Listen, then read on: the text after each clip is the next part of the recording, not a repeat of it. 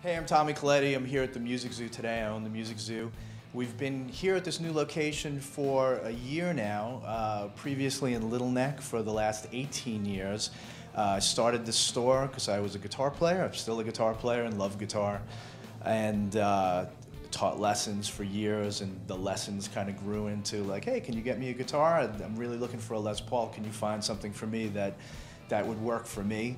And I would go out on these pilgrimages to find people guitars. I guess we'd like to consider ourselves sort of a destination for somebody that's looking for something very special. I never wanted somebody to have an experience like they were going to Staples to buy a guitar, you know, like, or Home Depot, you know, like, and like shouting through the aisle trying to find a Les Paul or whatever. So to me, we've accomplished that. Thank God for the internet. I'm always surprised by the global impact of guitar. And how many people, you know, how many people actually play that you don't know play, you know, like you, in your everyday life, since this is what I do, you know, like you talk to different people, you're a car mechanic, or you go to Starbucks and you get a coffee and you find out, well, the person behind the counter plays guitar, and my doctor plays guitar, and this, you know, and you just find out like everybody does this, you know, and you don't realize how, until you start asking these questions, how close it is and how we're all sort of connected by the internet. Everybody plays.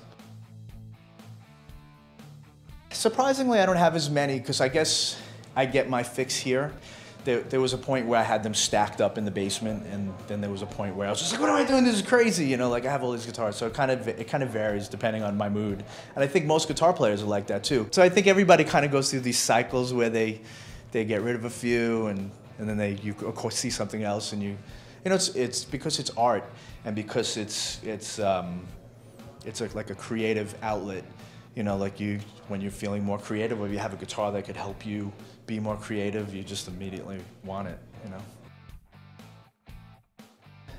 I have one of Eddie Van Halen's guitars that Eddie was on tour, the Diver Down tour, and he was friendly with Vitas Gerulaitis, the tennis star who had tragically passed away in the 90s. One of the concerts, I think it was at the Garden, Vitas was there. Eddie gave him one of the guitars that he was touring with.